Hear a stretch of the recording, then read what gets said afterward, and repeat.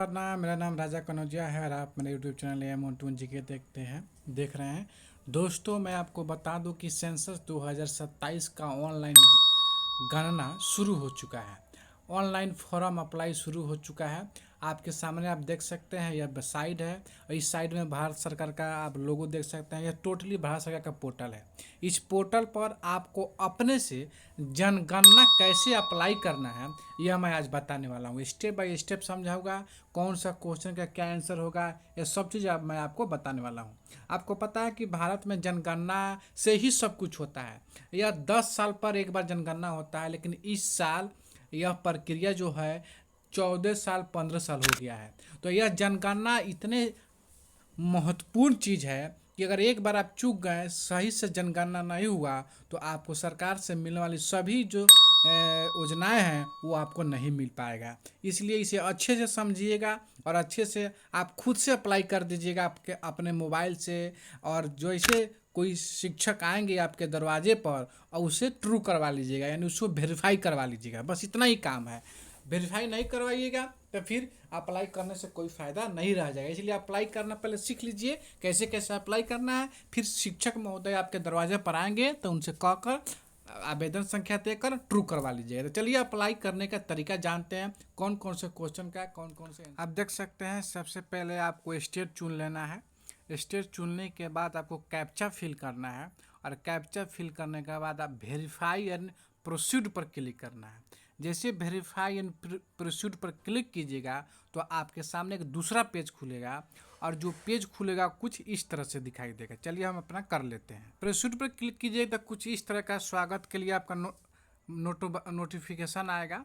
उसके बाद आपके पास नेम ऑफ होल्डर पूछेगा, यानी घर में जो मुखिया है उनका नाम लिखना है। मुखिया कोई भी हो सकता है, मेल फीमेल।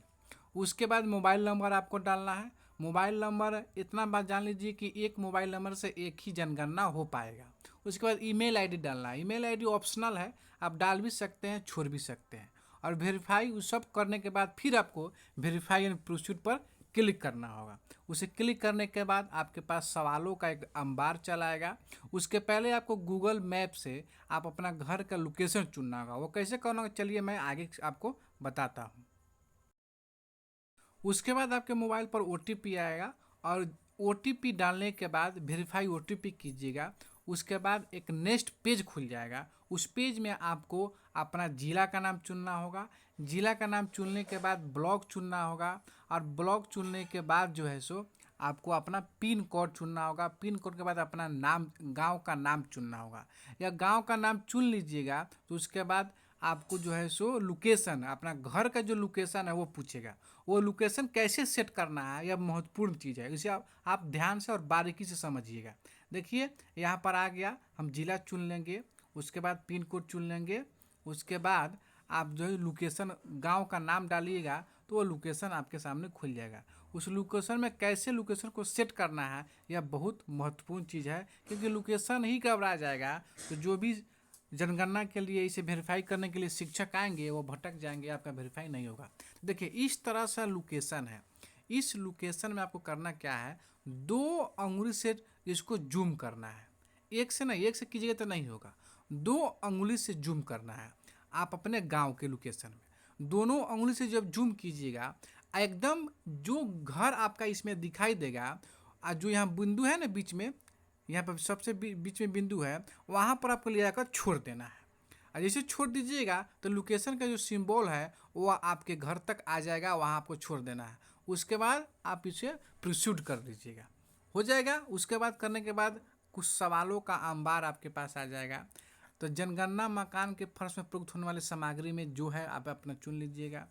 उसके बाद जनगणना मकान के दीवार में प्रयुक्त प्रमुख सामग्री होगा, जो भी होगा, घास का होगा घास का, प्लास्टिक है प्लास्टिक, मिट्टी का होगा मिट्टी का, यह चुन लीजिएगा।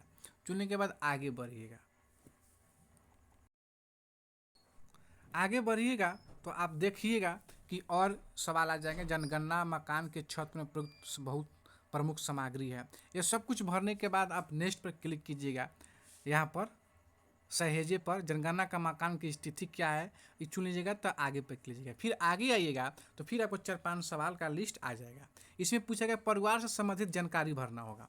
इस परिवार में सामान्य रहने वाले व्यक्तियों की कुल संख्या क्या होगी वह डाल दीजिएगा। परिवार के मुखिया का नाम तो पहले से ही आ जाएगा। उसमें परिवार के मुखिया का नाम हिंदी में चुनना है आपको, अपनी भाषा में, जो भी भाषा होगा उसमें आपको चुनना होगा। यह चुनने के बाद आप जैसे क्लिक कीजिएगा तो फिर आप उसके बाद मेल फीमेल चुनने के लिए आ जाएगा कि मुखिया का जेंडर क्या है। उसके बाद जाति कोटि एससी आते हैं कि एसटी आते हैं, दूसरा होगा तो अन्य में क्लिक कीजिएगा। उसके बाद इस मकान का स्वामित्व क्या है, आपका है, किराए पर है, वो सब चुन लीजिएगा। उसके बाद कितने रूम है, कमरा क्या है, यह आपको चुन लेना है। 1 कमरा है, 2 कमरा है, 3 कमरा है। उसके बाद इस कमरे में, इस परिवार में कितने विवाहित दंपति है, तो 1 होगा तो 1, 2 होगा तो 2। उसके बाद आगे बढ़ जाइएगा, आगे बढ़िएगा, सर्च करेगा। सर्च के बाद आपको थोड़ा सा इंतजार करना होगा। उसके बाद परिवार के लिए सुविधा की उपलब्धता यानी क्या क्या आपको सुविधा है। उसके बाद पेयजल की स्रोत होगा, उसका विकल्प भर लीजिएगा। उसके बाद शौचालय, पेयजल की उपलब्धता, कैसे कैसे पानी पीते हैं, प्रकाश का क्या स्रोत है, बिजली है कि नहीं है। उसके बाद शौचालय की सुविधा भर दीजिएगा। ये सब माने सुविधा आपके घर में है या नहीं है। शौचालय है तो कच्चा है कि पक्का है, ये सब सवाल आप देख सकते हैं। इस तरह से आपको किसी एक में चुनना होगा। सब में नहीं चुना है, किसी एक में चुनिएगा, ठीक है। उसके बाद पानी पीते हैं वो गंदा है, साफ़ है, फिल्टर वाला है, क्या है, पानी पीने का जो सुविधा है वो चुन लेना होगा। इसके बाद नहाने का, स्नान घर का क्या है, ये आपको चुन लेना है। खाना बनाने के लिए आप गैस पे बनाते हैं या लकड़ी पे बनाते हैं, इसमें कोई एक चुन लीजिएगा जो आपके अनुसार, जो आपके घर में हो रहा होगा। उसके बाद मुख्य खाना, खाने का प्रकार क्या है, आप कौन कौन से खाना खाते हैं, गेहूँ खाते हैं या रोटी खाते हैं या चावल खाते हैं या कुछ भी होगा, इस प्रकार से आपको चुनना होगा। उसके बाद जैसे आगे बढ़िएगा तो धीरे धीरे और भी सवाल आएंगे, आप देख लीजिएगा। ये सब तो आप भर लीजिएगा। ये पूरी प्रक्रिया करने के बाद लास्ट में आपको मोबाइल नंबर दिखाएगा, वो देख लीजिएगा। सबमिट पर क्लिक कर दीजिएगा। सबमिट पर जब क्लिक कर देंगे तो आपके सामने जो भी आप डाटा फीड किए होंगे, जो ऑनलाइन आवेदन किए होंगे, उसको एक बार मिला लीजिएगा और उसके बाद जो है सो सबमिट कर दीजिएगा। सबमिट पर जो भी नंबर आपको मिलेगा अप्लाई का, वो आप संभाल कर रखिएगा, उसको नोट करके रखिएगा, ठीक है। इस तरह प्रकार का जो नंबर है, जो भी शिक्षक आएंगे उसकी वेरीफाई करने वाले, उनको आप दिखाकर वेरीफाई कर सकते हैं। यही प्रक्रिया है।